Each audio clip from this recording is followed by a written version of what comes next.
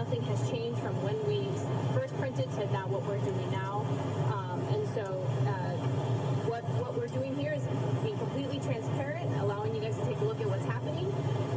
And so then we'll be heading to the county.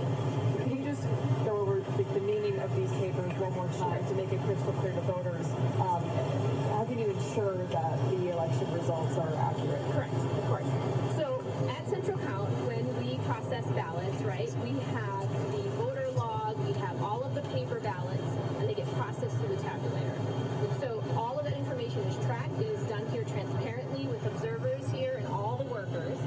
And so when we put the sticks in and download those results, we always print the precinct process report first. So it shows you the total number of ballots that were processed in each ward, okay? And then the stick was downloaded. When you download, there are two things that you can do. You can download the audit log, or you can download the results. And as I mentioned before, unfortunately, the wrong button was pressed and the audit log was downloaded, not the results. And so when we discovered that was when we took it to the county and they could not upload. We had 4 successfully uploaded, but 5 were not. And what it was that audit log, not the results. So we came back following the exact same procedure that we've done in the past, and you can see that the numbers and time is different. It's exactly the same. Because all of this evidence is here. We have all of the paper ballots. We have the poll books. We have multiple layers, right? This is human error in which the wrong button was pressed. And now we're back and we got it right, and we're going to head to the county to have them uploaded so that the city can finally see what the results are for the selection. And it's really just as simple as the wrong button was pushed. Correct. Can you just explain, you said that there was 5 drives that didn't upload, and I'm just saying 2. Who knows? Well, there's here. So we used 9 machines here at this election. When we downloaded the results, we downloaded all of them. 4 downloaded successfully, 5 did not because of the wrong button being pressed. So this represents a portion of it. This is the 5 machines that didn't, that the wrong report, the audit log was downloaded, not the results. And then these are the wards that you see here are the ones that were impacted. So we're going to take this all, and I know we have lots of questions, but we also want to not have the city wait any longer, so we're going to head over there now. You are welcome to follow us. We're headed to the courthouse. And here's all 5. Here are all 5. Yep, here are the 5 statistics. Here are the 5 reports reflecting how the results did not change from the time. So it literally came down to a missed punched or not properly punched button, which again, and I was hoping somebody would ask this, why isn't there a system of checks and balances right there? If they are under such scrutiny and they know that, well, why would this have happened? That's the question I'm still not understanding. I know they're trying to be very patient to say, look, this is human error. We're doing everything we can to be as transparent as possible. Yeah. But if you knew that you had a reputation, rightly or wrongly, but perhaps unfairly, as you pointed out, okay, let's be clear about that, that you would triple check every step of the procedure because you don't want to have this cloud of suspicion hanging over you.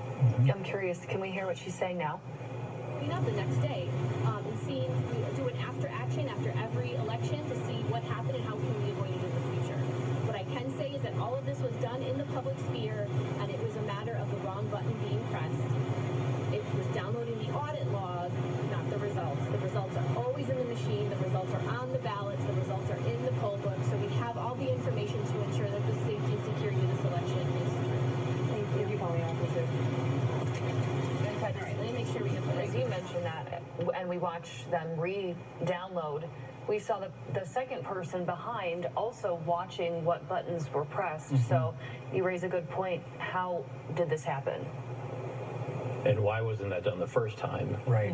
To avoid all this. And they have a clipboard in their hands, and they're kind of following a checklist. And so you think, okay, next thing we're going to do is we're going to push the download election results button. Okay, you ready? Is that the right one? Okay, yep, it's the right one. Let's push it. Yeah. But instead of pushing the election results button, the person pushed the audit result button. Wrong data. And that's where this problem came in. And I think the election director here is trying to be transparent by letting us doing these news conferences and trying to answer every single question that the media had there that was present, and then saying you're welcome to join us, and the public who's watching right now, you're welcome to join. This whole process is open to the public as well.